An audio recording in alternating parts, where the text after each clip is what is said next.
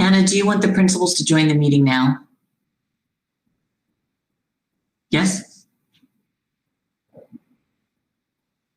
Yes, that's probably a good idea, save them popping in and out.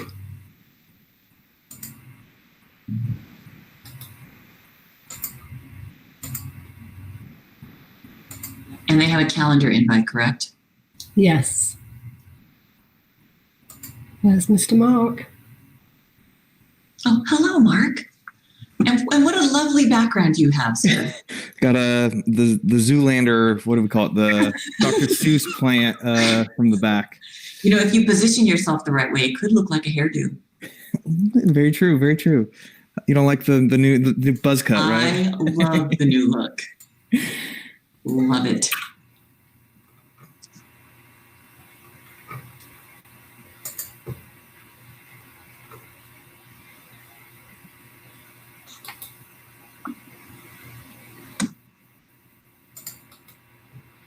Okay, just to let you know, folks, Nate is going to be live streaming now. So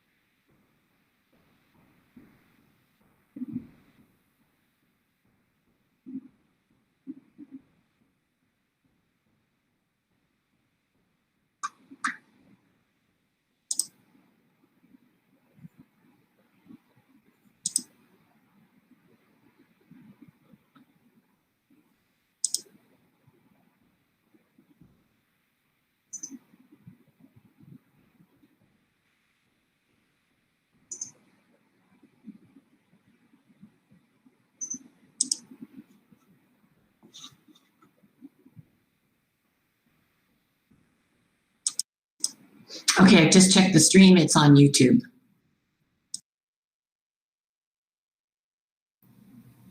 Is Nate not responding to your texts again? No, he's doing an excellent job. All right.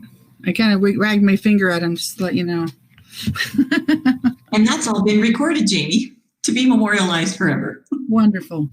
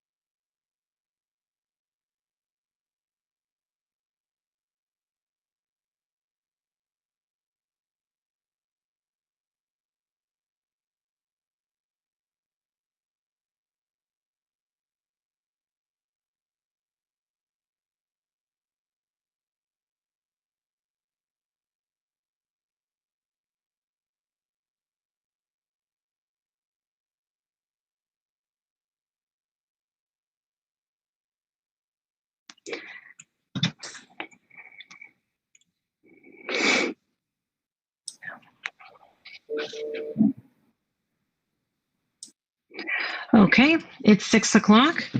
So I'm going to go ahead and call this special meeting of September 29th, 2020 to order. And we'll start with the approval of the agenda. We don't have a lot of things, but I'm assuming nothing needs to be moved or tabled. Okay, I hear Anna saying no. Okay, so if not, I'll call for a motion to approve the agenda, please. I move we approve the agenda. Thank you, Mary. Diana? I second. Thank you. All those in favor? Yes. Opposed? Agenda approved.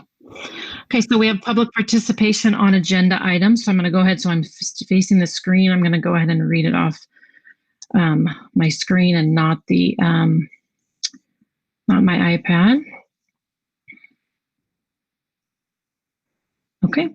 All right. So we have something for 2.1 learning continuity and attendance plan from Monique Wooden.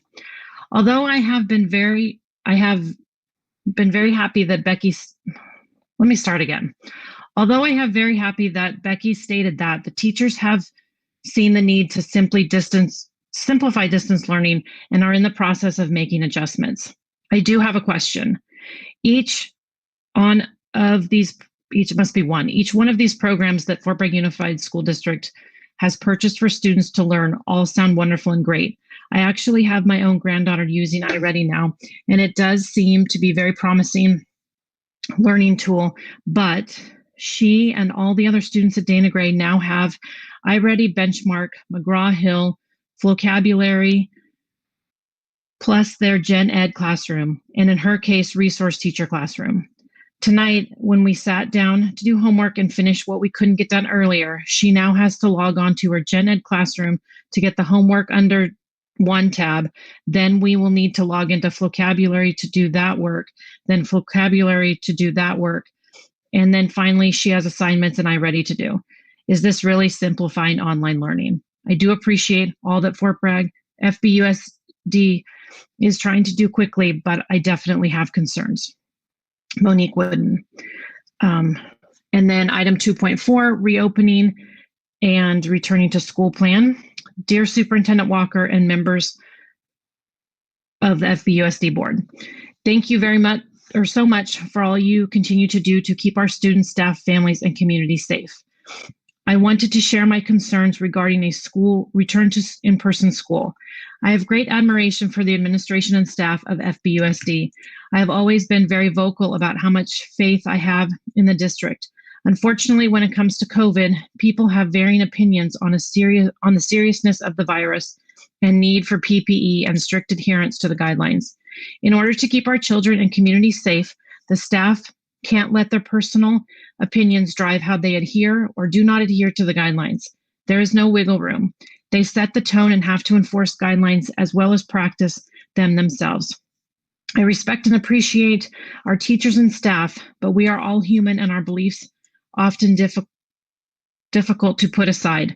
I understand how difficult distance learning is and how much families want their kids back in school.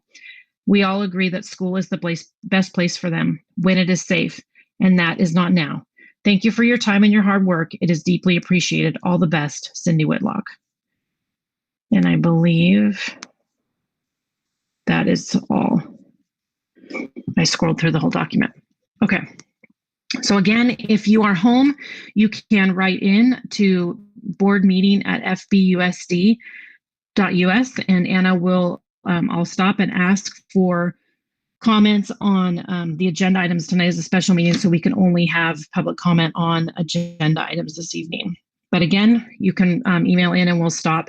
There is a lag, I believe, still, so we'll pause at the end of each topic to make sure that everybody has their opportunity to speak per se.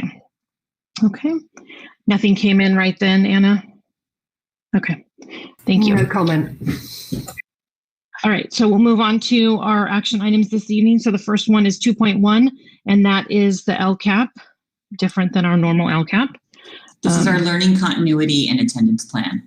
Right.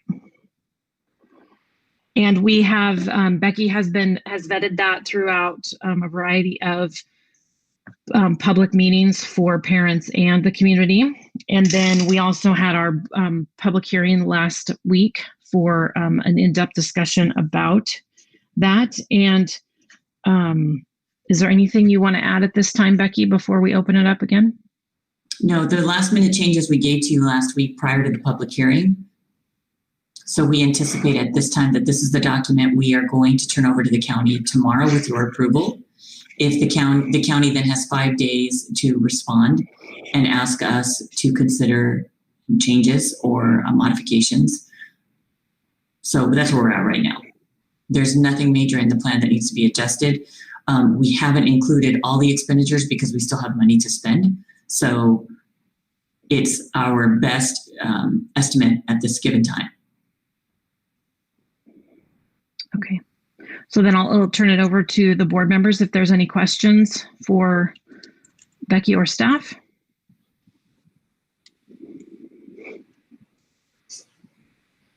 A lively group. And has the county, I'll just ask, has the county got a preview? I mean, do we think there's anything they might make comment No. about, or? We wait for the board approval before we send it to the county. Okay.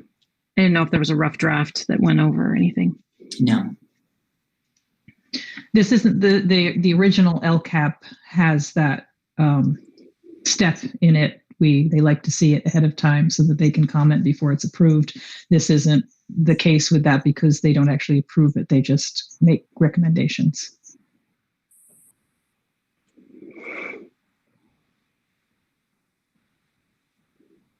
Okay, if we don't have any questions, I'm just going to wait a little bit for any comments that might come in from the public before we do call for a vote.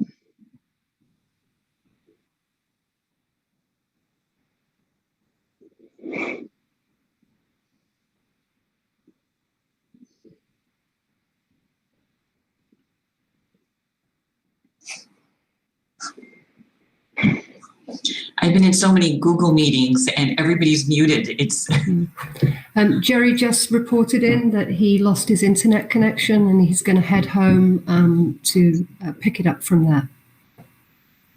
Okay. I was just trying to change my screen to see if I was missing him. So thank you. Okay. And no public comment email? There is no public comment. I will say that Wendy has contacted document tracking services to see if translating this into Spanish is possible. Did we get word back on that yet, Wendy? And Diana, I know you asked about that at our last meeting. So we did, Wendy did look into that. Thank you, Wendy. Yeah. As soon as I'll let everybody know as soon as it comes back, the answer. Okay. Thank you for following up on that. So if we don't have any other questions or public comment, then I'll go ahead and call for a motion, please.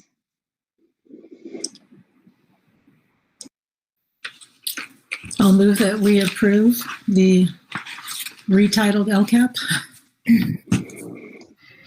I'll second.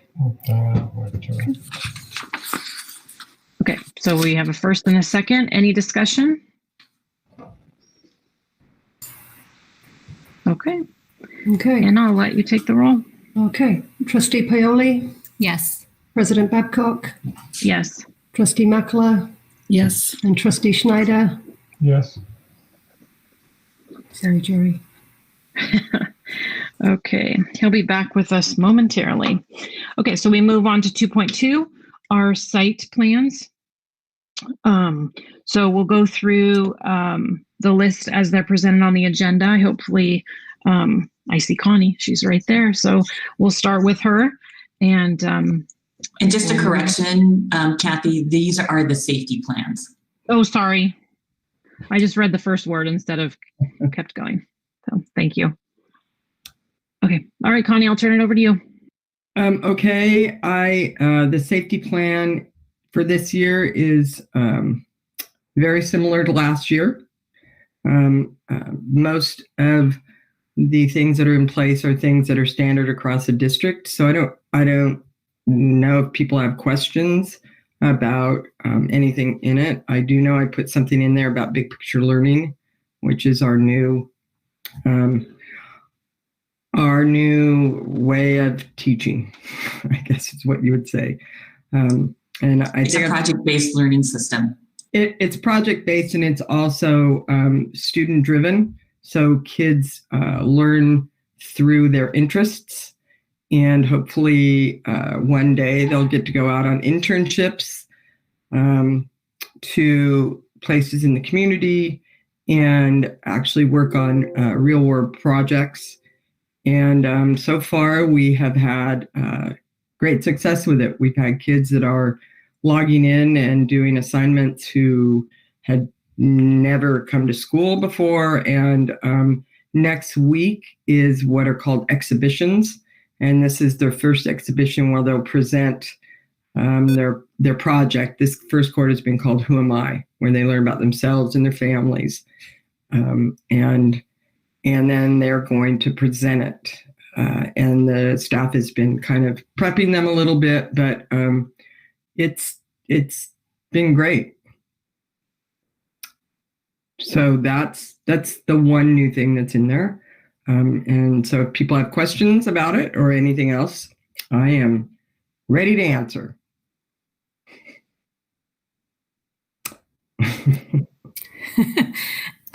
I was just curious, and this is probably a question for all the safety plans. Since there are always new employees, how does this get pushed out, especially during distant learning? Do you have just an email that they review to see the protocols, or is there an actual staff meeting? And I know you have a tight-knit group, so most of them have probably already seen this document, but how do you push it out to staff?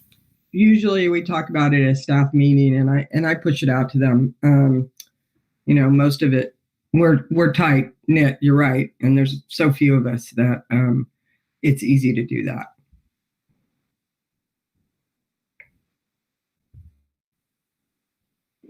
Anybody else? Any other questions for Connie?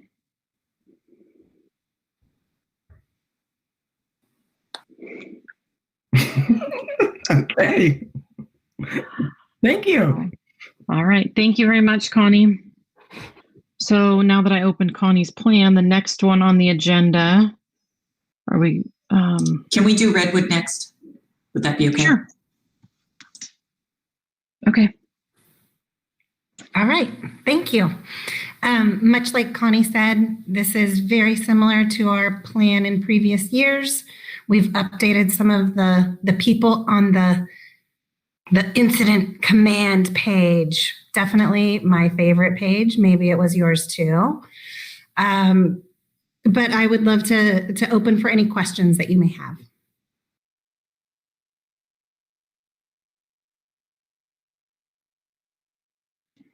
Oh, Mary? Hi, Wendy. Hi, Mary. Hi. I was wondering, you mentioned in there about that bullying was a targeted problem area, and I just wondered, I know you do PBIS, is there any specific curriculum that you're teaching in the classrooms? It's interesting. We are focusing on anti-bullying using the PBIS system. In some of our in-depth talks with Dale last year, he actually raised the issue of not introducing an anti-bullying curriculum specifically unless it's a problem, because our kids are super impressionable and we don't want to give them any ideas. So while it is an area of focus for us and we address it very, very seriously, we don't have a specific curriculum for that. We're really focusing on the positive behavior supports and making sure that the adults are modeling the behavior that we want the children to be exhibiting. Okay, thank you. Thank you.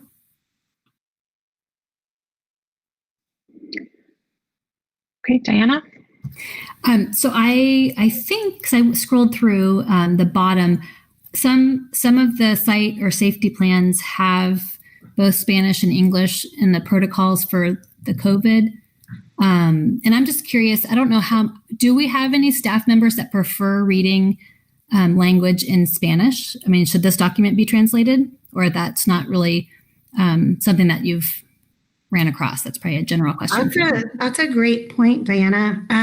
I don't know what's been done in the past. I'm certainly open to translating the entirety of the document because I think there are some of our staff who would prefer to read it in Spanish because it's their native language.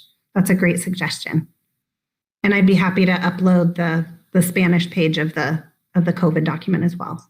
So we asked all the site principals to go ahead and include the COVID documents as attachments to their safety plans. And all those documents that are public to our parents are in Spanish and English, which is why you saw the Spanish version.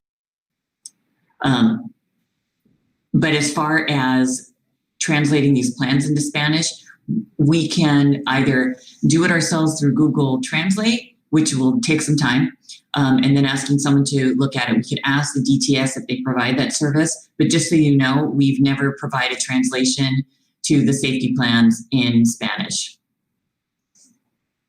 Not that it doesn't mean that we can't do it.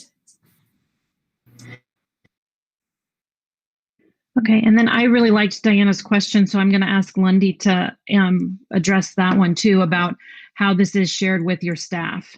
Welcome back, Jerry. So the safety plan is first approved by our safety committee. I talk about it with site council and with the leadership team as well. After it's been approved by the board, I will take time at a staff meeting at both the classified and at the certificated levels to make sure that people get the information that they need. One of the things that we're looking at the district level is working with NCOE on a more global training for our district. This is something we've talked about for years, and the difficulty is COVID kind of threw a wrench in that. We've been working with Steve Turner to ask him about specific training with this because someone is the logistics lead. Well, what does that mean? If someone is the communications lead, what does that mean? So we're trying to do a little bit more with the county. We just haven't been able to take that extra step just yet.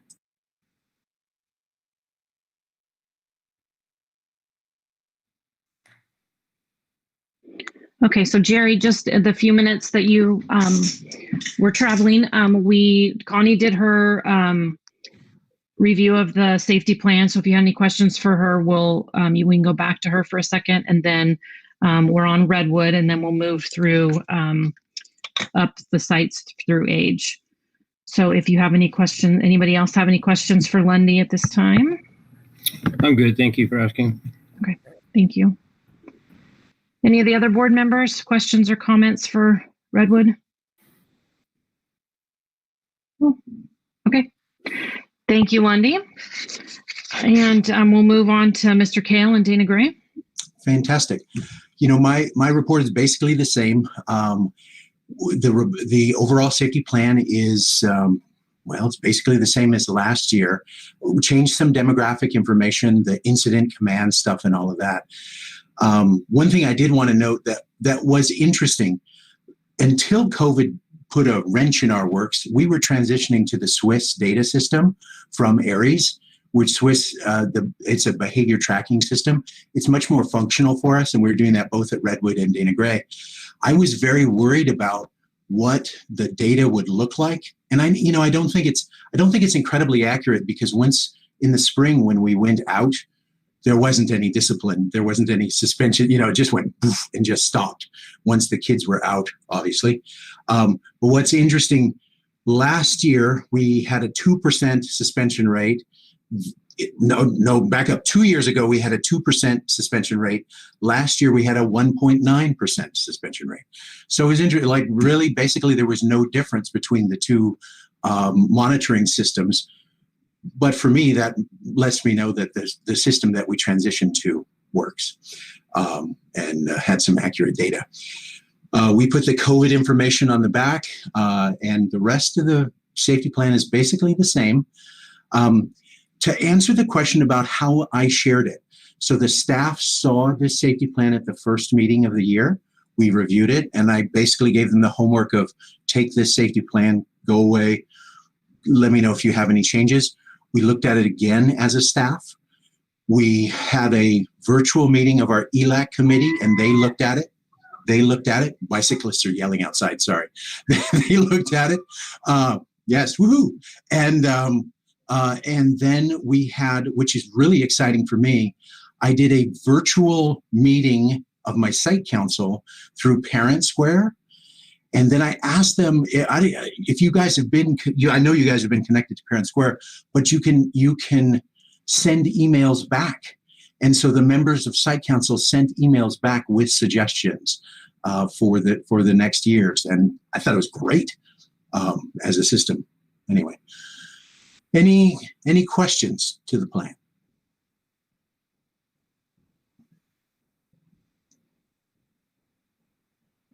None? All right. Okay, thanks, guys. Okay, so we're not quite, or a little more than halfway through. Anna, is there anything from the public on the safety plans?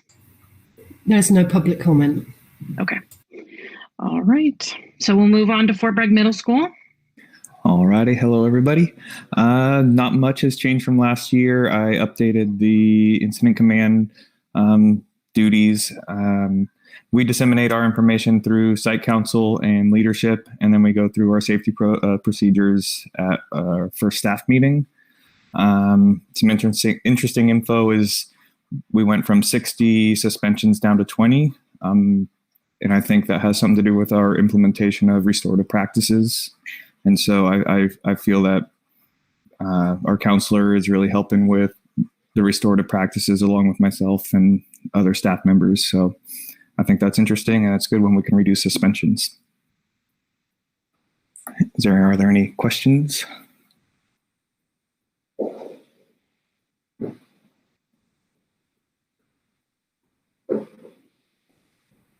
It's a quiet group tonight. Okay. All right. If we don't have anything for Mark, then we'll move on to the high school. Oh, I kind of feel like I'm repeating the same information over and over, but we have the same protocols as everybody else. We update the incident command page, and but for the most part, it's the same information. We have the same way of disseminating information to the staff, as well as through site council and leadership. Nothing terribly exciting to report as far as new things happening, except that we did include the safety, the COVID protocols on the back end of the report. And I really like the idea of definitely having it translated into Spanish. That's been, that's an important thing to remember. We've been kind of dealing with the same thing with other things where we have this national company that we work with. And interestingly enough, they don't have a lot of their flyers already prepared in Spanish, even though they have an international division, which I informed my Northern California rep that's actually a thing. So Patty and I have been working hard to recreate some things to make sure that the information we're putting out about the yearbook is in both languages. But I love the idea of having the safety plan also for our staff. Does anyone have any questions? Yes, Diana. I just noticed on the command system, there's no scribe, and it says teacher B for student release and accountability. So maybe that was going to be loaded. So I think you mentioned that in site council that there were 2 blanks, and maybe this the one we got didn't have the upload. Sorry about that. I will definitely get the right one to you guys. We are having, as we talked about before, the other teachers have talked about before, filling in the incident report, it feels, Becky referred to it too, it feels a little bit hollow because, like she said, we have been trying really hard to get official training, because when you say to someone, I'm the logistics coordinator, who the heck what does that mean? So I think once we get some really paired with the county and we get some really good specific training about each job, it's difficult just plugging people in there. You try to think about their personalities and, okay, what's this person going to do in an emergency? How are they going to handle this job? And then describe it to someone. But again, without that really kind of hands-on training about what it would look like in an emergency situation, it feels a little bit shallow. So I look forward to, and I know the staff really looks forward to having some more official training once we can get hooked up with the county. That'll be great. And we had talked about, one of the goals was to take a little bit of time in the August days and have all the the entire district broken into those buckets in the safety plan, the logistics, the planning, the communication, and then dispersing those trainings at different sites. So if you're on one team, everybody in the entire district who is part of logistics would say, go to Dana Gray. So that's what we're working towards. We just haven't been able to pinpoint that and really try and find someone who can to do the training. It would require 4 people so that we could have those 4 different buckets split amongst the district. So that's the goal. We may have to do a rotational meeting. We're not quite sure yet, but once we get back to live, in-person, anything, that's one of the things we will be striving to organize. So I guess I'll just, since we're being so quiet, I'll just ask in general, over the, last, say, 5 years, has there ever, I've never had ever heard about kind of distension among the ranks or whatever, where somebody's had a problem with one of the plans. Have we ever had, a staff member concerned about something, or somebody at site council have a question or comment, or has that ever been an issue? Well, not so much, but we've had people say, I don't want to do that job. And I can't really say that I blame them because they don't know what it is. And so we've had to shuffle people around or leave positions open in that safety plan because we don't have people to fill those roles. Now, I truly believe that if we had some training so that people knew what each of them meant, it wouldn't be so bad. We have to remind our teams very gently that we are all essential workers and we're all emergency workers. That means that if there were a true emergency, let's say there was a big earthquake, that's the most likely of the emergencies for us. And let's say both bridges were knocked down and the kids had to stay put on campuses. Our staff, because they are emergency workers, are to stay with students until they are released. And so that's a tricky one. And the reason I bring that up is because right now in COVID, it's caused more attention to be placed on these safety plans, not because COVID falls under this emergency safety plan, but because we are seeing right now that the call to return to school as an essential worker, what that means, and that's bringing lots of trepidation right now. So we are emergency workers. No one has refused completely to be in the emergency plan because no one can. They can't refuse. But they have said, please don't put me in that role. I don't know what that means. And we've honored it. So that's what this has brought us to. And just to let the public know, and all of you know as board members, safety plans are not due to CDE until March. That's never made sense to me as a principal, nor has it made sense as a superintendent. If you have a safety plan developed for this school year and we send it to you as a board in March, the year is 2/3 done. So what's made most sense to us, because the safety plans don't necessarily evolve much each year, what's made sense to us is that we bring those to your approval in September or October, which is why you're looking at it now. But we get them done typically early so that we have a plan that parents know that is in place for the entire school year, not in March. And the hard part is the safety plans go from March to March. Well, every principal can tell you that the safety plan that was approved last September, they had to modify it this year because there's new staff. So it's important for us as a district to recognize that the safety plans are a living, breathing document. We believe as an administrative team that it's important to have those out at the beginning of the year rather than 2/3 of the way through. And that's why you're getting them early at a special meeting.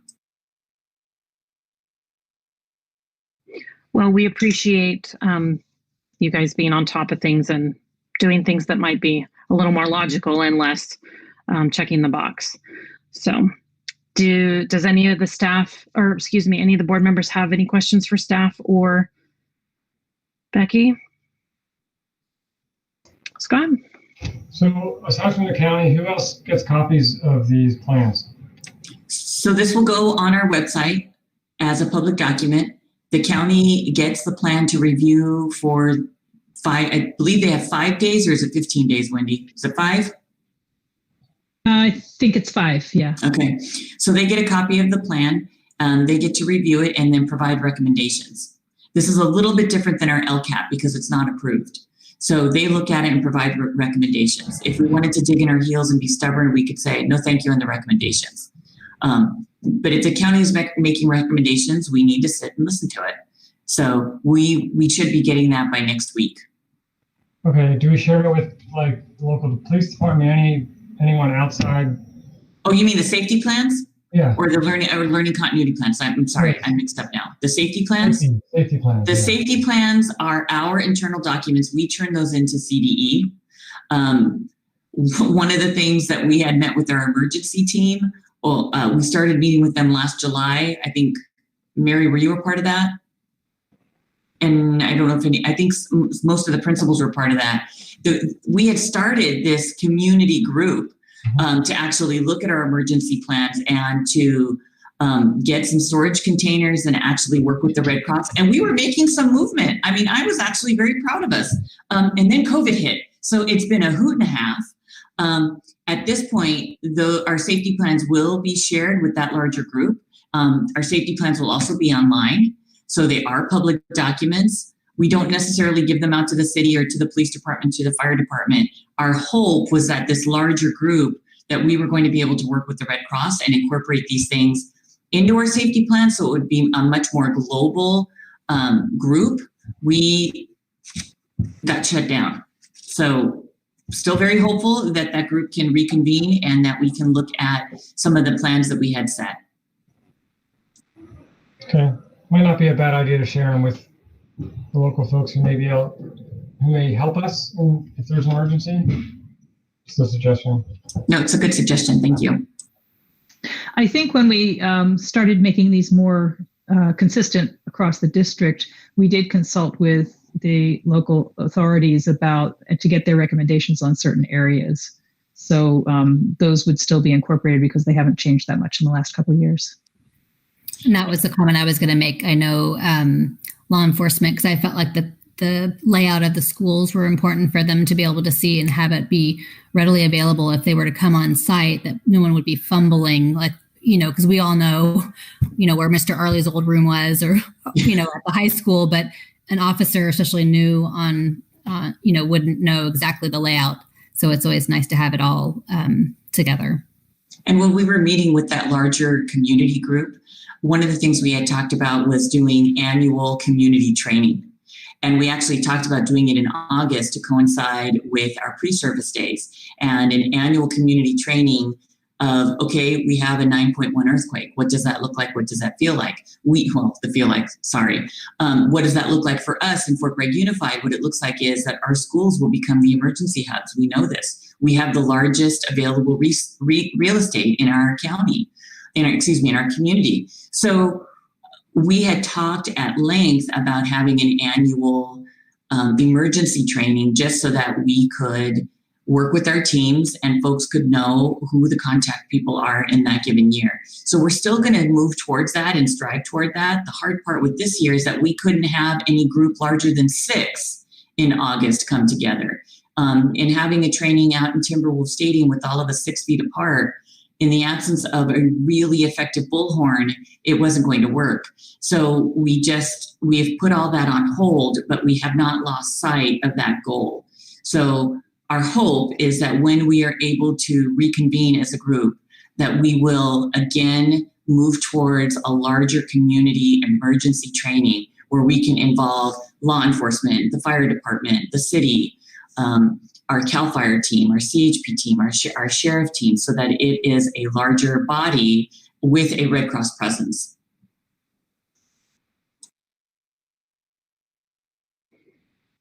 Okay, those sound great. And I do remember you talking about those meetings. So hopefully those will, again, happen someday. So is there any further questions for the principals, admin for the sites? Anything come in from the public, Anna? No public comment. Okay, thank you. Okay, if we don't have any other questions, then I'll go ahead and we'll approve all 5 safety plans at once, unless someone thinks otherwise. I move to approve the 5 site safety plans. I'll second. Thank you. Any discussion? Okay, Anna. Okay, Trustee Pioli? Yes. Trustee Matson, Yes. Trustee Schneider, Yes. President Babcock, Yes. and Trustee Makala. Yes. And I just, I think I kind of fumbled here. I lumped the two public comments that I read kind of under the reopening and return to school plan. So in case we lose any administrators as we move forward before we get there, I just want to make sure that everybody heard Monique Wooden's comments, and please take those back to your sites and have a conversation. That's, boots on the ground discussion more than a board decision or discussion. So please, hopefully everybody heard me read that. It is in the public drive, or in the drive for you guys to go back and refer to. So Becky and admin, will you please make sure that It's currently not in the drive, but I will make sure it's accessible. And just so you know, Kathy, Mr. Kale and I discussed that last week when the comments first came out, but you weren't able to read them. And I had told the board that I would address those that week. And I called that parent the following day. And is that the one that came in late? Mm-hmm. Yes. Okay, great. I'm sorry. So, no, that's okay. Okay. So, I feel bad after we moved on. I was like, wait, that should have been addressed. I just don't want her to think that we're not hearing you. So great. Thank you very much.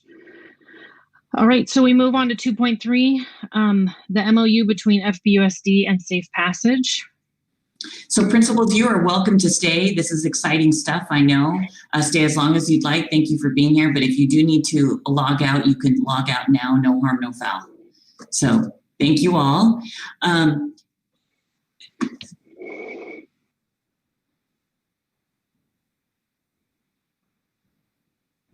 Okay. And look, everybody's face just got bigger. So now what we have is an MOU between Fort Bragg Unified and Safe Passage. This MOU is in direct concert with the assets grant that we receive. So these are the deliverables. We do this every year. It just outlines what we are going to pay a Safe Passage through that grant. We receive this grant in partnership with Safe Passage. So this outlines what we pay them. This outlines what they deliver back to us. There were minor tweaks from last year.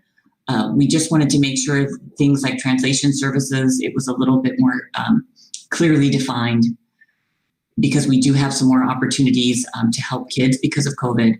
And other than that, it's pretty much identical to what it was last year. I went over this in detail with Kathy Garcia, the director, and with Jennifer Ray, our assets coordinator. So we're all in agreement about this MOU and the deliverables outlined from Safe Passage. Okay, are there any questions?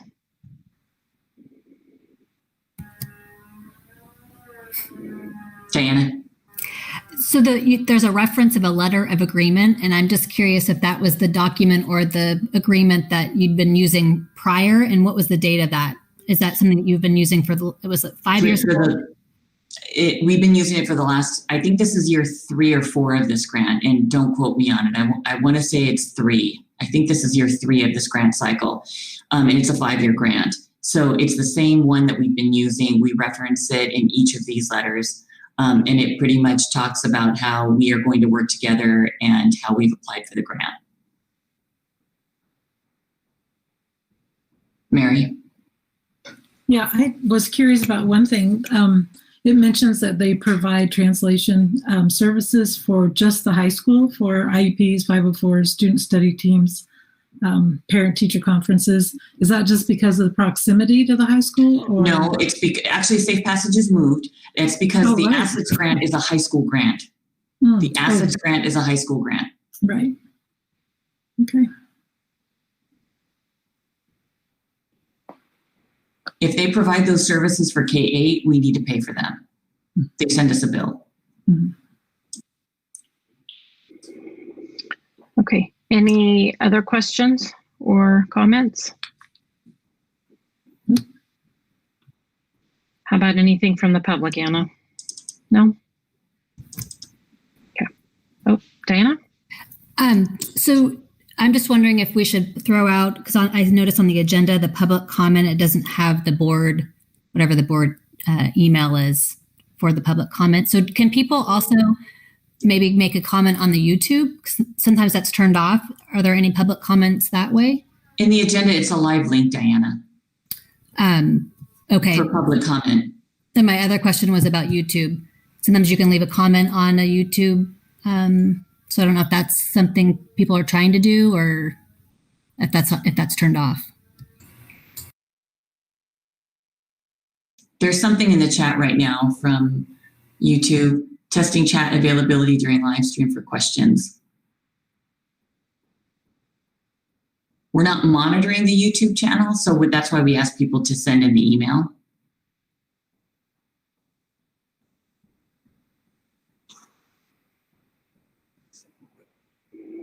Okay, so we'll announce that one more time. It's board meeting at fbusd.us, and that goes directly to Anna's computer.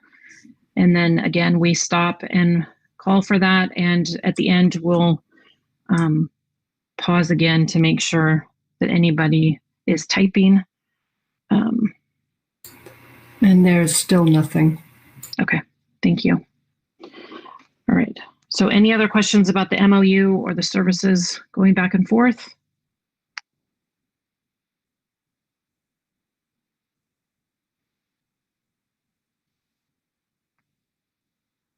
Catch up for if anybody wants to write in. And I'll have Anna check one more. Oh, Mary. Just while we're waiting then, just a quick question. Where did Safe Passage move to? Wendy knows the address better than me. It's 325 East Redwood. East Redwood. Okay. Thank you. That was my office for like 20 years. Oh. I think they're in the same building as Beckman's, which is now the color mill. Is that correct? Mm-hmm. And still no comment. Okay. All right, then if we have no questions or no public comment, no comments from us, then I'll go ahead and call for a motion. This is kind of a long MOU. It's not really a resolution, so I don't think we need to read anything, but just include the title in your motion, please.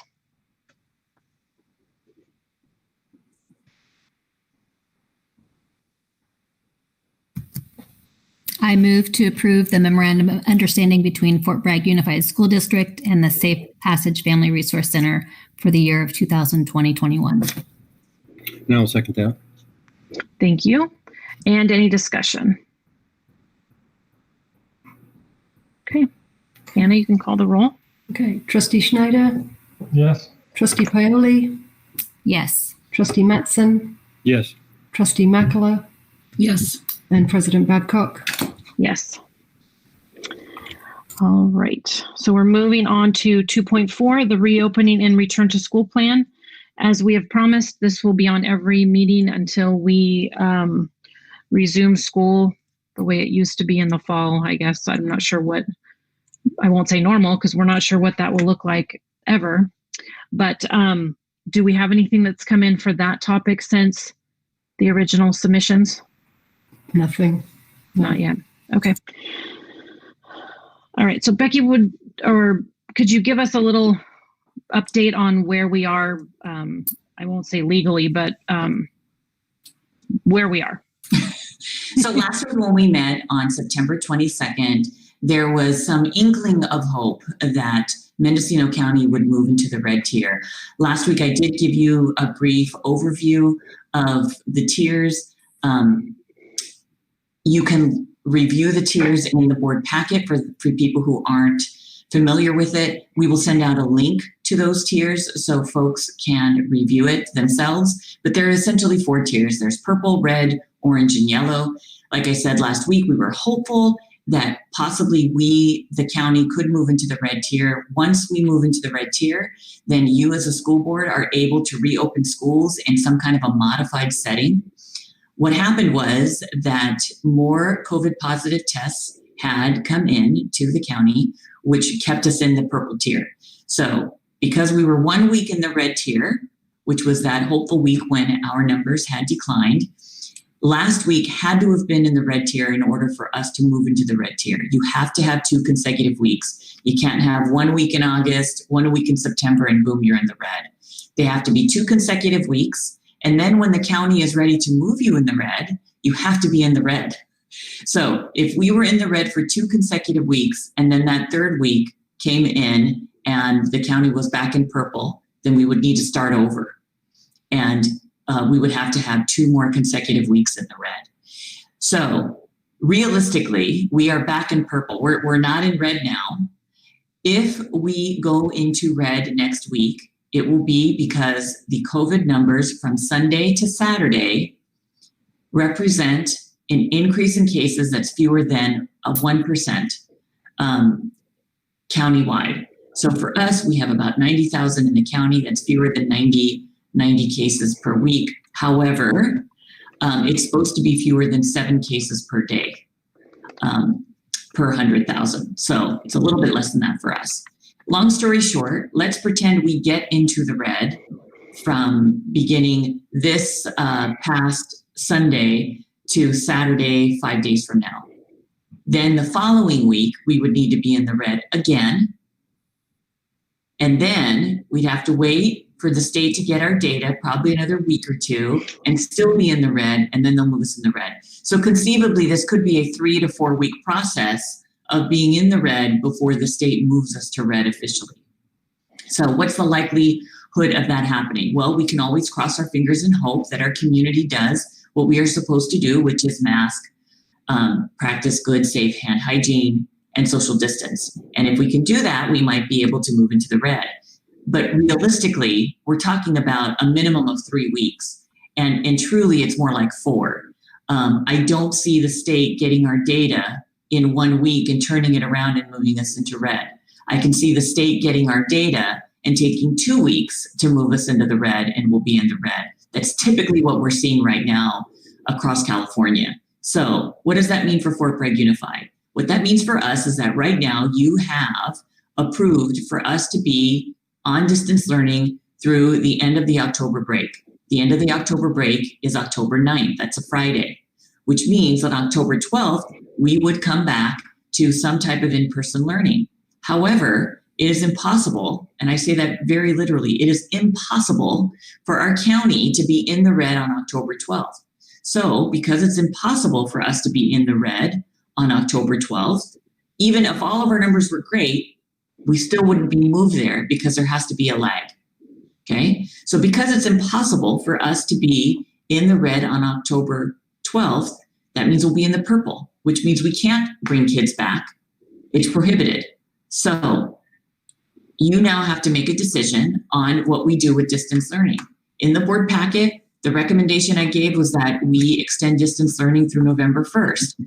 That would mean that we are hopeful that these next 2 weeks are going to be red weeks, and then a 2 week of lag. And when we come back on October 15th for the regular school board meeting, that's 2 weeks from now, you will have more information of where we are as a county.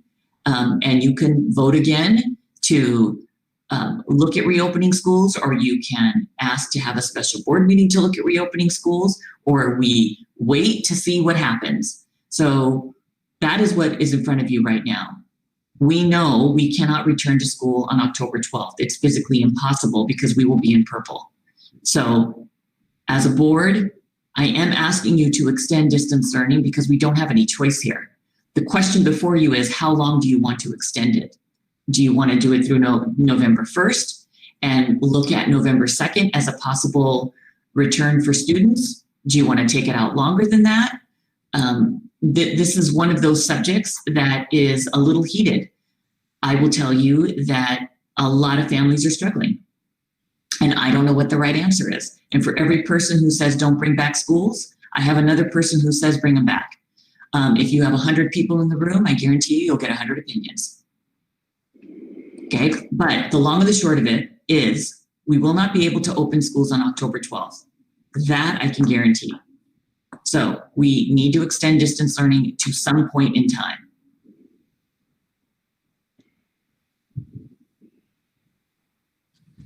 Okay, so I was unmuted anyway. So I'll open that up for board discussion. We obviously need to take some action this time. We have not had to in the last few meetings, but because we will not have a meeting before our current board action item, then we do need to take an action. So I will open it up for questions. Scott, go ahead. What do the MOUs allow? Like, if the simple question, if the state allows, if we're in the red and we're allowed to go on a certain date, can we do that, or is there more negotiating that has to happen first? So the MOUs outline safety and what outline safety and the terms to bring back. I don't know if I'm saying this correctly. It outlines the safety precautions that we will take to have kids return. If we are in the red, we are within full right to say we are opening schools in a hybrid model, given the conditions that the state outlines. Okay, thank you.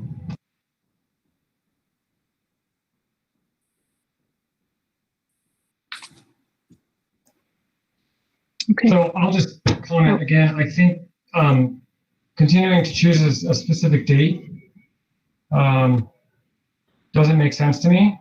I think what makes sense to me is that as soon as the state allows some sort of hybrid model, that we follow that guidance. And as soon as it is administratively feasible, if the state allows us on a Tuesday to go back Wednesday, but administratively we're not ready, I would say as soon as it's feasible, then it should occur. So and what I would like to say is whenever you take a vote for us to return, I would request that we have at least or approximately 2 weeks to prepare for that. Because if you take a vote on a Tuesday, I could see us coming back into, the second Monday after that Tuesday, but something reasonable so that we can make sure that we're ready for students. And I know that people are saying out there right now, well, what have you guys been doing? Well, our classrooms are not set up for in-person learning right now. Our classrooms are set up for distance learning. So the teachers have the desks moved to one side. They don't have their classroom set up for socially distant students. So I would just like time whenever the state clears it. I would like time for our teachers and our staff to know that it's not going to be you take a vote on Tuesday and everybody's coming back on Wednesday. That is unreasonable, just to let you know from a logistic point of view. But I do agree that when we are given the green light to return, that we need to make active plans to return. So that's where I'm coming from. So that's right. I mean, I agree. That was kind of what I was trying to say back in July.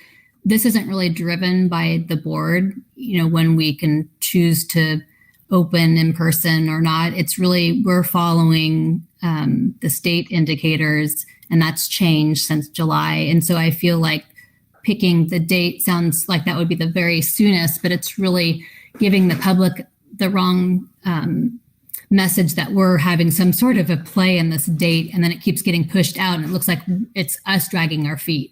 And it's really that we're following the state indicators, and we're using the state resources and the county resources to tell us, because, this is a pandemic that's a medical,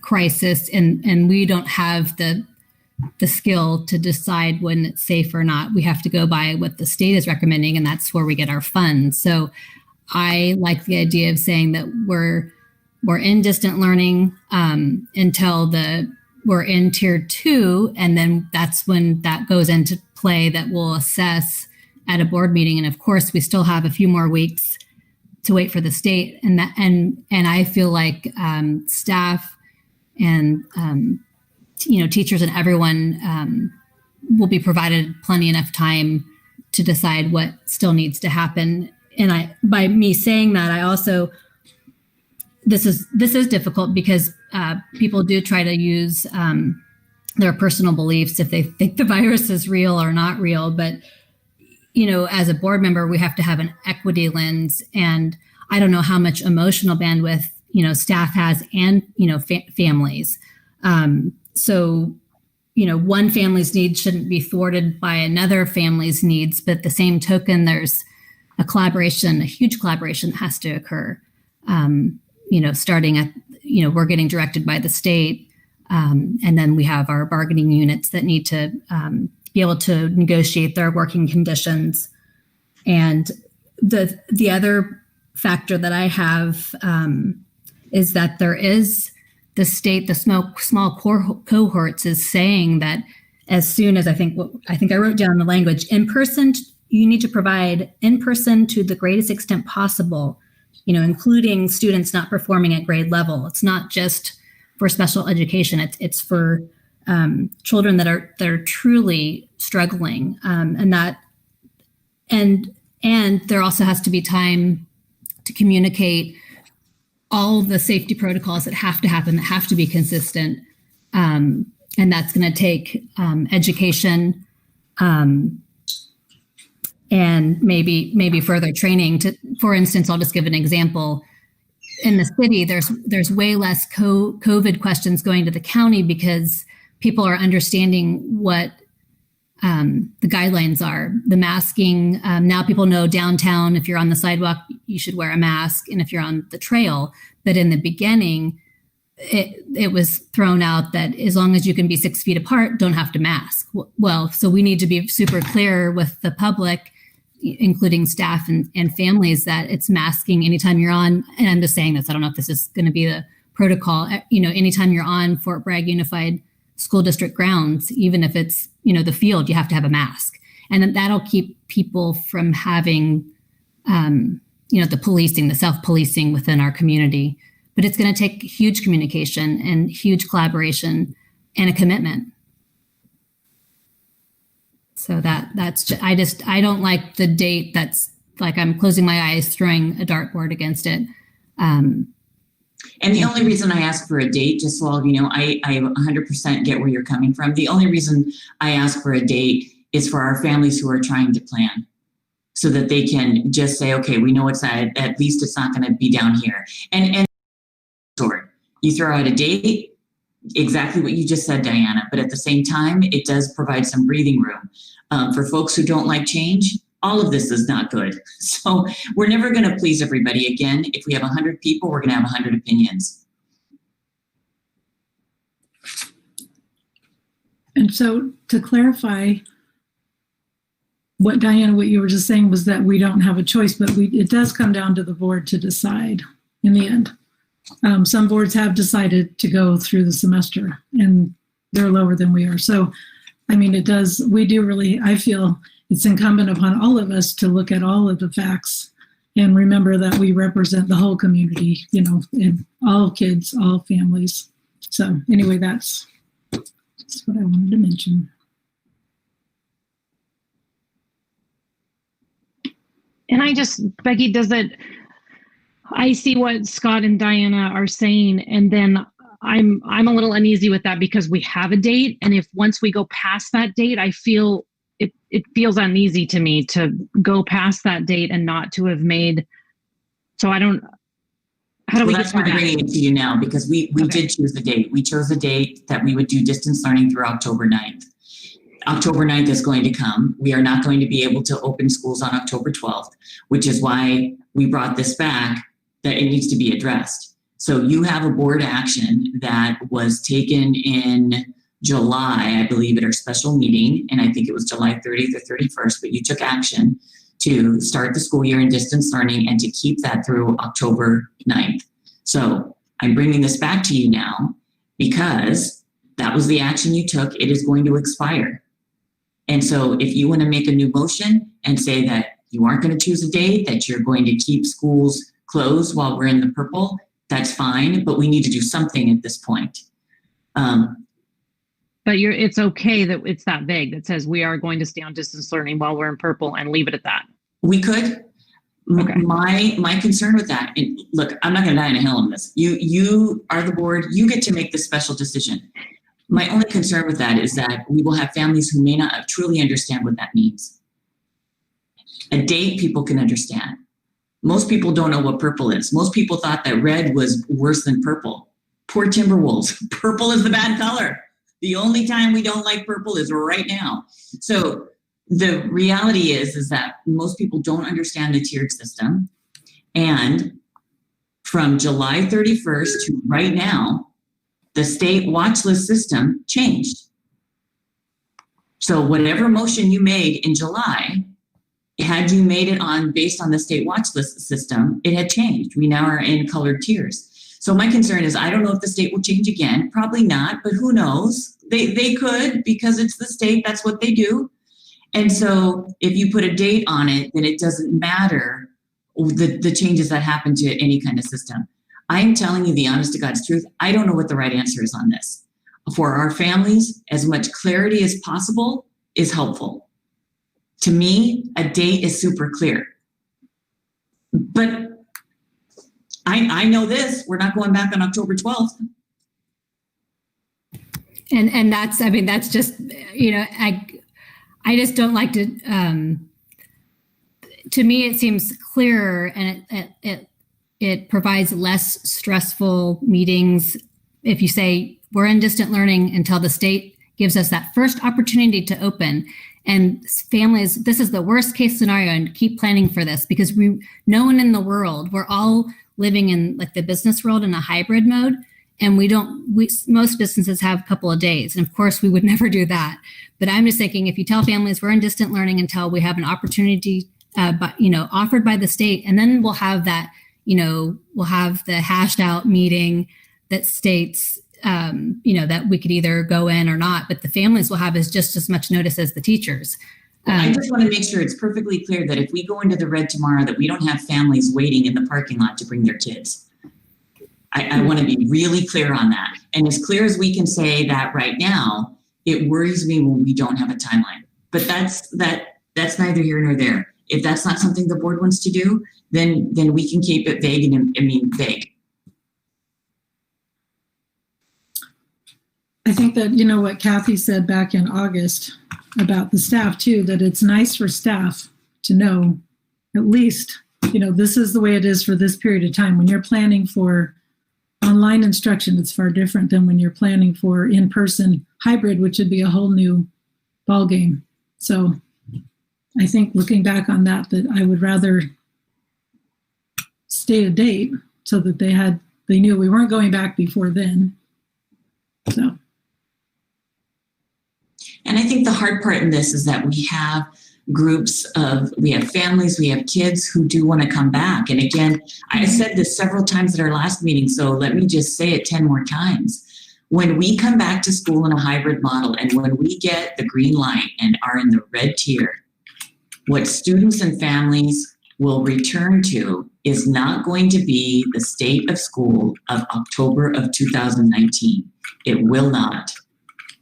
Scott. So what is the earliest, taking into consideration the 2 weeks you'd like administratively, what is the earliest date we could go back to school?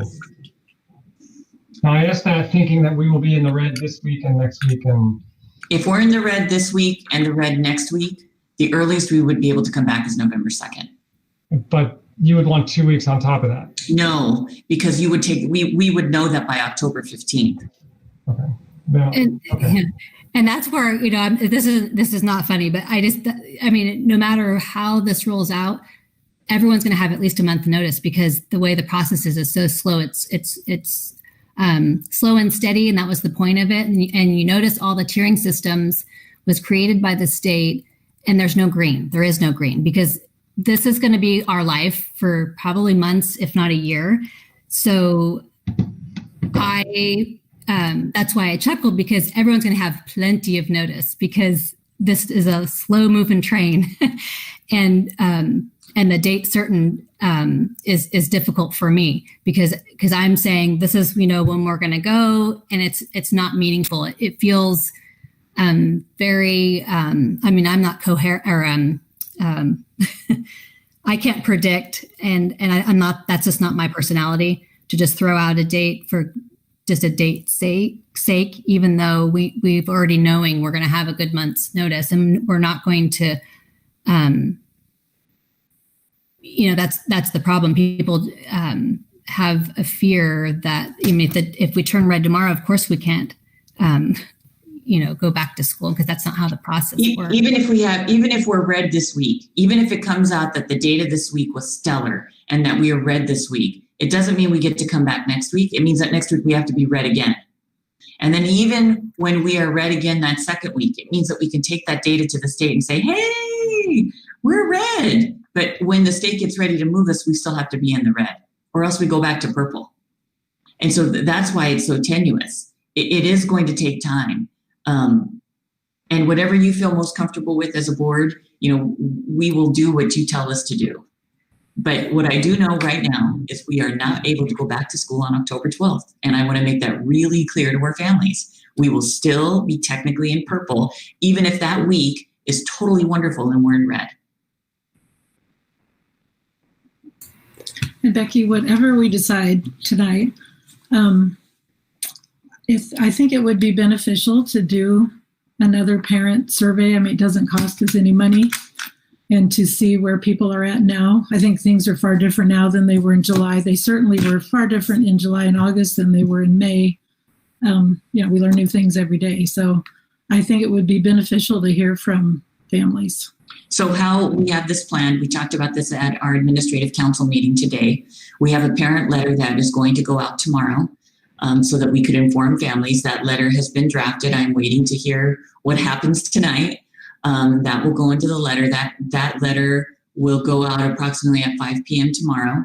The sites will be holding their own parent surveys because doing one for the whole district doesn't make a whole lot of sense, because the sites need to have that information and the sites have different questions they want to ask parents. So we are going to have a site-specific survey that will be going out, I want to say probably after the October 15th board meeting. At the October 15th board meeting, I'm going to be bringing to you a revised reopening plan. The plan that you had voted on in July has been modified because of the MOUs that we've agreed to with the CSEA and FBDTA. So I need to revise that reopening plan based on the restrictions of those two MOUs. And I should say restrictions, I should say guidelines.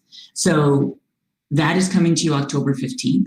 So I anticipate that a parent survey site specific will happen after that October 15th presentation. Okay, great. That was my next question about what it was going to look like at each site. So great, we'll see that in 2 weeks. Kathy, we have some extra public comment in that document now. Oh, I'm muted. Thank you. I just wanted to share one thing and then I'll go read the public comment. The board was invited to visit the internet rooms at Dana Gray, and I was on campus this morning visiting the two internet rooms at Dana Gray, and I will report that it was very professional and well organized and really working well. There was a few students outside at tables, which it really warmed my heart just to see kids outside, in the air versus my kids are sitting inside. So maybe we should try that at home. And then the kids were socially distanced. They were all masked. They were all diligently working. I heard some kids unmute and ask questions. It was really good. And it looked and felt very safe. The kids, there was a break while I was there and they went out, and the instructor made sure they were walking the boardwalk or the border at Dana Gray. And she told, Kathy, you need to slow down, and, and Mary, you need to walk faster so that you keep the 6 feet apart. And everybody was watching everybody. And it felt good. I mean, it was definitely working, and I'm glad those students have access to internet, and apparently some teachers will pop out and help them and everything. So Melissa is more than welcoming. If you guys haven't made it by, you could still make it by too. And she even wanted to invite teachers to come by. I don't know who's watching, but just so people could see how it really, desks 6 feet apart and things like that, what it looks like and what it actually feels like. So I'm glad she invited us. Thank you very much for that. And then, can you remind us the hours of that? I know in the morning I have Lexi, but is it in the afternoon too? It's just till 1. I think it was 8:30 to 1. And I didn't go. I was going to go at 8:30, but then I realized they're probably showing up and that kind of thing. So I waited and went at about 9:15 after they should be logged in. Okay, thank you. And I went to the high school library to pick up some novels for my daughter, and was able to see 2 students using the library for that same connectivity. And that, it was, like I said, it's always exciting to see a couple kids, working and they were clear on the other side of the library from each other, and everyone was masked. All right, so I'm going to go ahead and go to the public comments. The first one is, at the point the schools are able to open, will you poll the parents once again to see what families will continue to stay at home? So I think we've covered that. Each site will do their own polling, correct? Correct. And again, I said this at the last meeting, if families don't want their children to return, we can be on distance learning the entire year. I'm sorry, I didn't bring any water tonight, and apparently I should have. Okay, the second letter is to Becky Walker and FBUSD board members. I am writing to share my comments with you and all of the board members regarding 2.4 reopening and return to school plan on 9/29. I strongly believe that FBUSD should absolutely not be considering any return to school plans at this time, with respect to the most up-to-date public health order and recommendations. Consider the state of COVID testing and outcomes in our county, as well as the very current experience in other neighbor districts, educational systems, facilities, parentheses, Point Arena School, positive case, Lake County School, positive case, Sonoma County preschools, multiple outbreaks, hospitals in Sonoma, outbreaks, our local skilled nursing facility, outbreak, Fowler Auto outbreak, and so on, in parentheses. We have no vaccine, no rapid testing, no antibody test available. Unfortunately, a school campus is a perfect vector for widespread transmission of COVID-19. Sorry. As an example to illustrate the complexity of this premature experiment, I ask you to consider that the district has been unable to prevent and respond to bullying across site locations. This is a large issue that requires education, behavioral changes, enforcement, and parental participation across multiple belief systems, a very tall order, and one that teachers, administrators, and counselors can only hope to keep the plate up in the air on, not eradicate completely. So let's look at the COVID-19 situation. There are still people trying to disprove the efficacy of all community members utilizing appropriate facial covering and social distancing.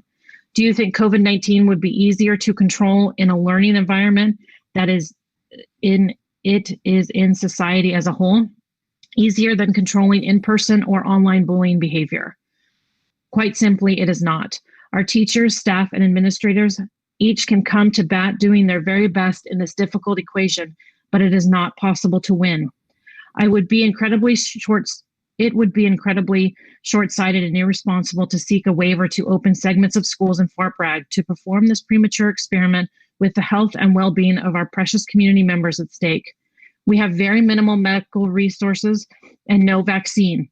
It would be unconscionable that during a global pandemic, you require teachers and other staff to take on this battle in the classroom and take it home to their families. Thank you for hearing me out so that all perspectives are considered.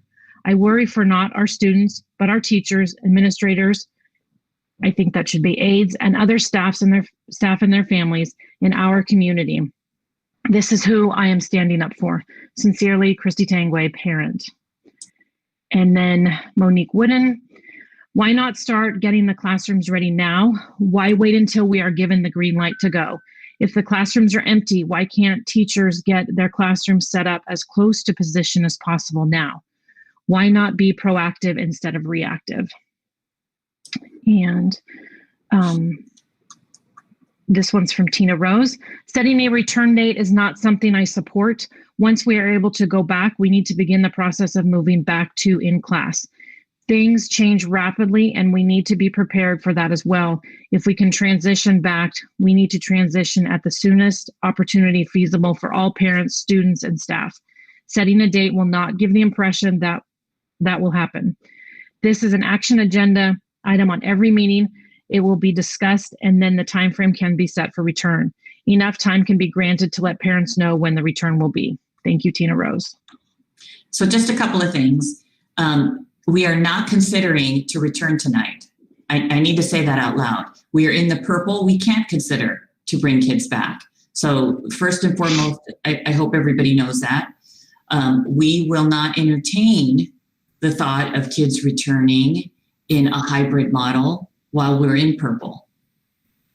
So, right, that's what I wanted to clarify. We are not filing the waiver for no. A6. That's something that you can do in purple, and we've never even considered that. So that's I wanted to clarify it. Thank you for.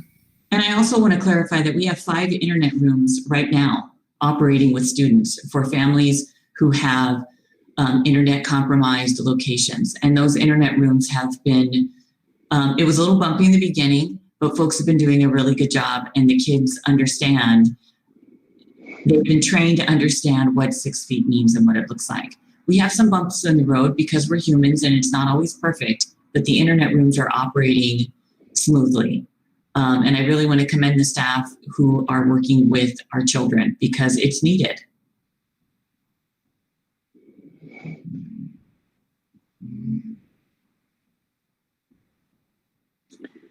Okay, did anything else come in, Anna, while I was reading those? And I apologize to the, oh, go ahead. No, there's nothing else yet. Okay. And I apologize to the people writing in. I don't know if it's nerves or if my eyes get rolling around. Anyway, I apologize for slipping up. I was one of those kids in school that did not like being called on to read. And here I am. So I apologize. So basically what you have before you, we know that we cannot come back to school on October 12th, and your last action gave distance learning through that. So we need some type of a decision from you on how you want to handle the next stage of this.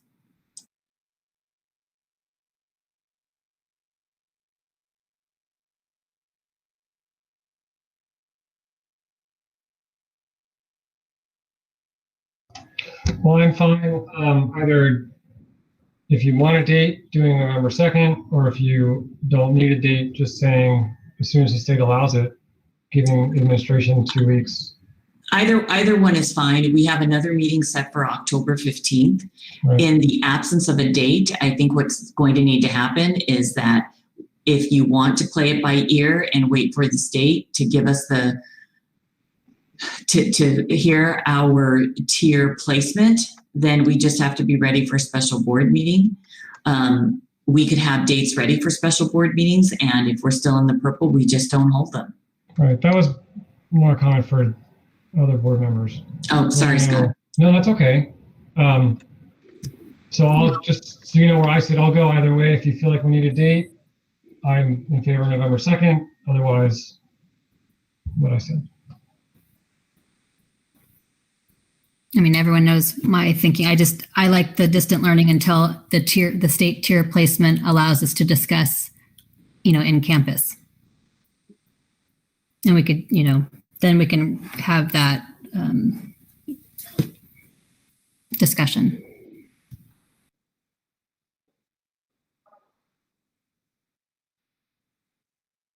Jerry's unmuted, but Jerry, you're unmuted, but we can't hear you. Or I can't hear him.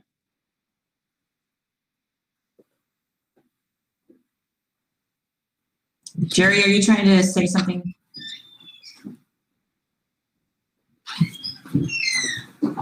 Okay, Jerry, we can't hear you.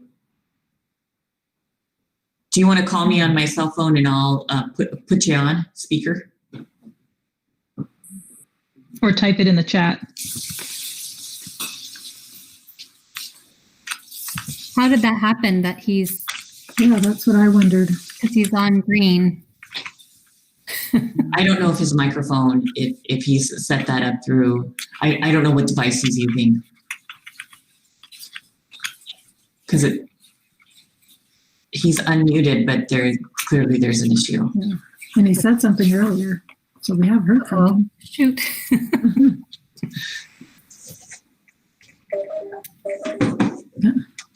Jerry, is that you? Yeah, I'm even quieter than usual because I just cannot hear anybody tonight with my computer. Okay, so I need everybody to mute while, Jerry, I need you to mute too. Mute. No, not your phone, Jerry. Don't mute your phone. Jerry, mute your your screen. There's a huge delay.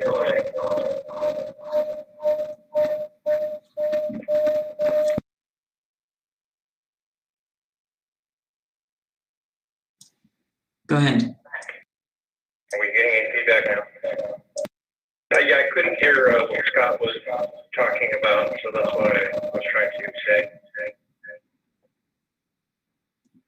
I'm going to log out and try logging in again. God bless technology. And I know there's a teacher out there saying, see, this is what my classroom's like. So we'll just pause a minute because I think we're getting close to a vote. So I want to make sure that Jerry's here and everybody can. So we'll pause, and then if anybody's out there wants to shoot us one last email, Anna's ready for that. And now Jerry's frozen. Jerry's trying to log out. Here he comes.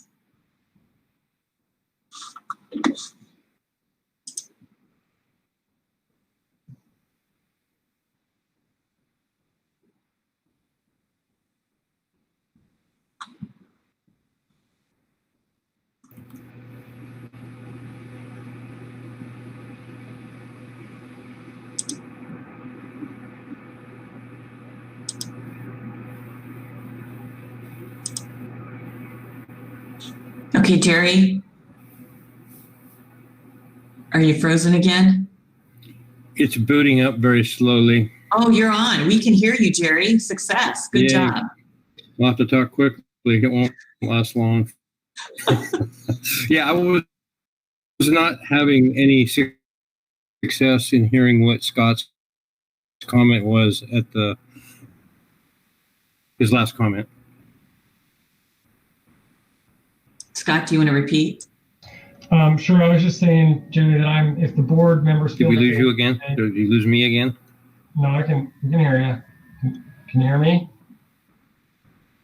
Can't hear.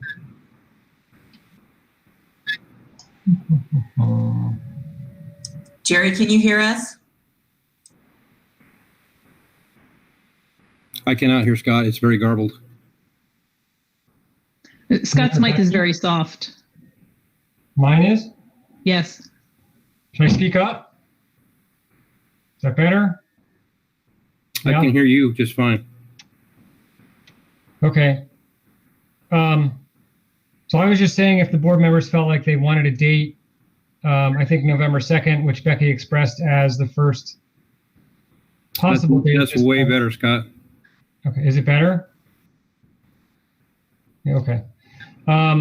So if the board wanted a date November 2nd, or if we didn't feel like we needed a date, as soon as the state allowed it, and we were in the red long enough, and giving the administration enough time to get ready, we would then go back to school at that point, whatever the date may be. That was my comment.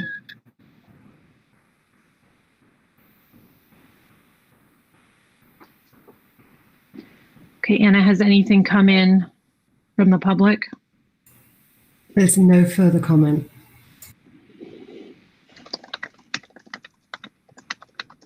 Okay. Any other comments or suggestions or proposals or? Here's the good news. I don't think this is a hot topic controversial thing. You either vote with a date or you vote without a date. The end result is the same. We're not going back on the 12th. And so that's what I just want to tell folks so that folks don't get riled up over this. Again, the end result is the same. We're not going back on the 12th. So however you decide as a board you want to do this, let's do it. And then I will put out a parent letter tomorrow with that decision so our families know we're not going back on the 12th. The schools will then work on their individual polls so that they can work with their families to figure out what's necessary, and we are going to plug along. And as far as the comment about preparing the classrooms right now, we're working on that piece.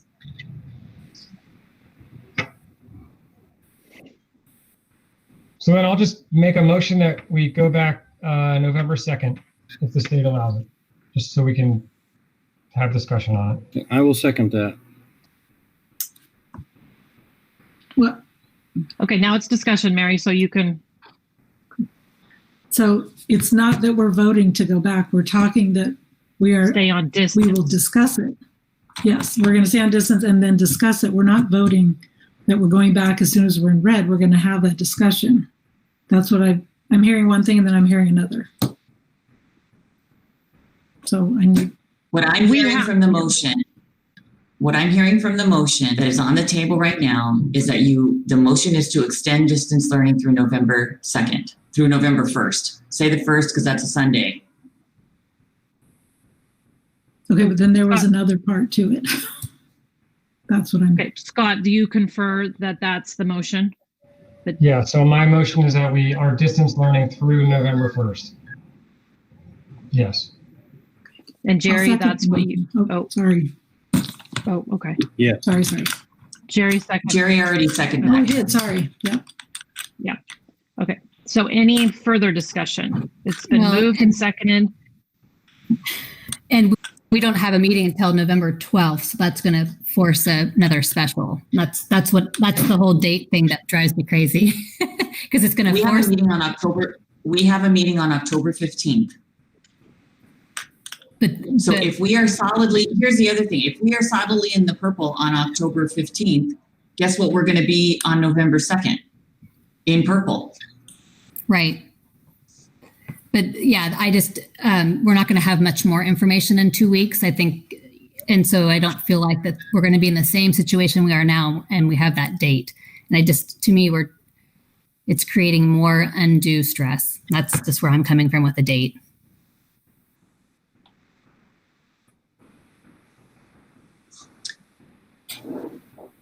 Do you want to take a vote on this or do you want to amend the motion? Well, I think we have to take a vote, and then if the motion fails, then we start again. So, okay, so is there any further discussion?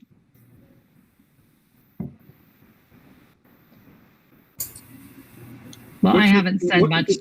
What's your concern, Diana? I'm not clairvoyant and I don't like the date out there because it doesn't really coincide necessarily with our board meetings, and it could possibly be creating more special meetings when really this has been a very slow and steady process. We've been watching the state guidelines and it's changed to a tier system now.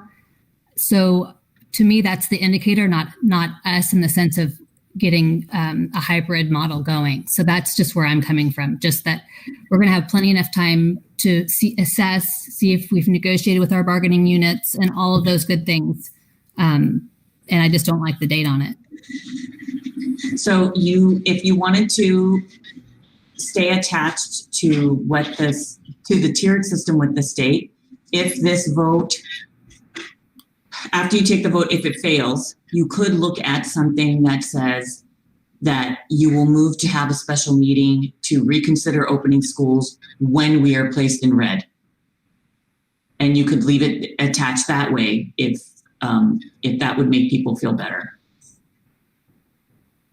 Is that what did I sum that up appropriately, Diana? I think so. I mean, just saying we're in distant learning until the state allows us, until we're in a tier that's appropriate to assess if we're ready for on campus. I mean, that seems too wordy, but I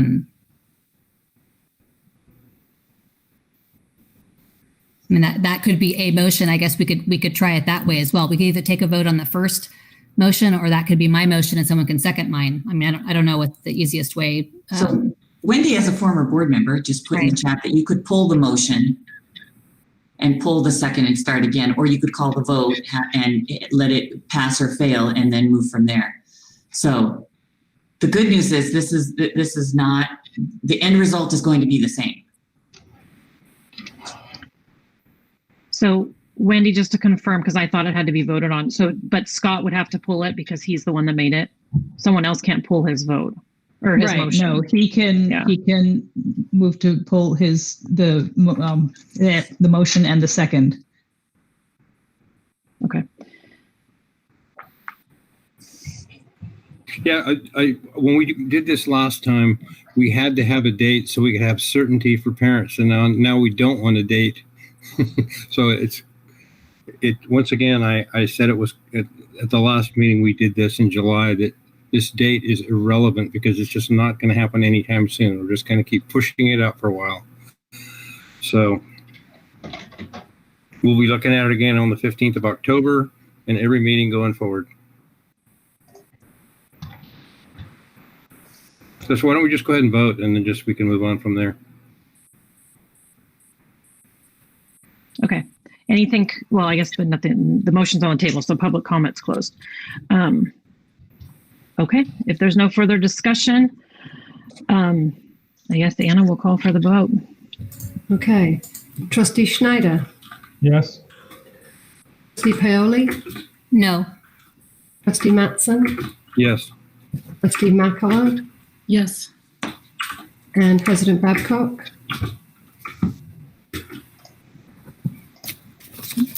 You're muted, Catherine. Muted. You're muted. No, I'm sorry. I'm going to vote no. Okay. Motion passed 3-2. Okay. All right. Now, when we review this in October, on October 15th, you could amend it again. So it's not over by a long shot. And we'll just continue to plug along. Well, what you're telling us is that even if we changed, November 1st would be the first time we could open. And that's why, that's why I was so split. But I still do agree with having dates, but I also see the point about just the anxiety. I mean, and adding anyway, I don't know. It's either way. The end result is the same. We're not going back to school on October 12th. Right. So that also means that we're not going back to school on the 13th, the 14th, and the 15th. We have a board meeting on October 15th. If we are solidly in the purple on October 15th, you can push it out another month. And if you don't want to do a date at that time on October 15th, you can make a motion to move and follow along with the tiered system. So that's the good news. Okay. So we are in distance learning until November 1st. And that will go home on the letter tomorrow when it goes. Okay. All right. Sorry, I'm moving around in my, okay. So 2.5, right? Am I on the right number? Yes.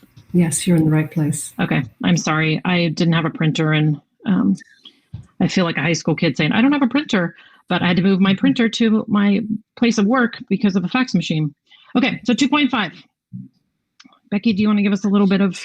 This is a job description that we had to adjust based on the reconfiguration of district office duties. So we've had a resignation, and this beloved employee is moving on to greener pastures, to a better position and moving out of the area. And so we have a position that now becomes available in the district office, but we have to have an amended job description that encapsulates the duties that this position is now doing.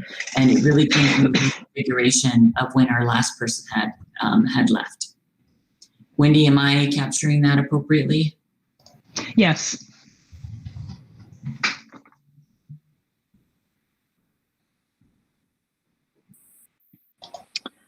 Okay.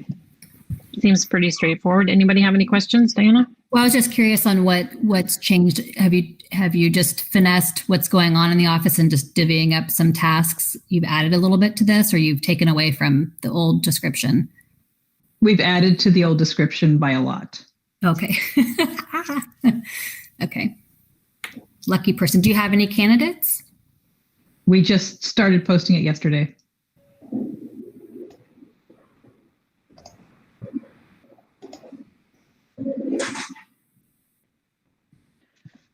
Okay.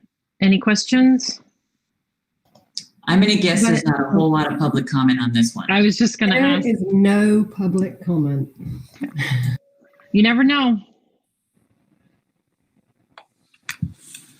Okay, if there's no questions or comments, then I'll call for a motion, please. I move we approve item 2.5, amending the position at the district office. I'll second. Thank you. Any discussion? Hey, Anna. Okay. President Babcock, Yes. Trustee Makala, Yes. Trustee Matson, Yes. Trustee Paoli, Yes. and Trustee Schneider.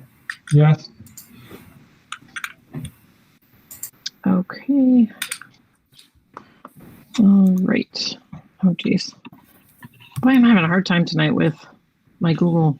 Okay, so we have done everything, and we will just move to adjourn. We have no housekeeping or anything on a special meeting. So our next meeting is the October 15th meeting. And if something miraculous happened, we could always have a special between now and then, saying, as Mary pointed out, that we are not, that would be the discussion time. It's not a done deal and we're moving on. So, And we also have a board chat that morning. yes. So those of you that are frustrated with the not being able to get to us faster, that is a great time to be able to actually be in the meet and discuss the agenda items at that time. And then we always welcome, I think people are getting in the groove of emailing in during the meeting as well. That seems to picked up a little bit too. Oh. If you like, I can actually follow the comments on YouTube as well. It's pretty easy. I figured it out while I'm sitting here, and I could actually just cut and paste comments from there as we go if you would like that extra level of fast contact. I mean, I'd like to have that maybe on an agenda for next month, just because some schools actually close it so that people can't make comments, because that's when people start to kind of lose their tack. It can get to be a little obnoxious. So I would like to talk about that as a board to see if we want to turn that capability off or keep it open. I do understand. Okay. Well, yeah, we can't talk about it now. Sorry. I'll put that on as a future topic. Okay. All right. So October 15th. Thank you all for coming and your time this evening. Families, thank you for listening, and we'll see you in 2 weeks. Thank you. Thank you. Night. Nobody adjourned. Oh. Jerry, adjourned. Oh. Uh-oh. Yeah, Kathy did. Kathy moved. She did? Oh, okay. I second. I agree. I was watching. Okay.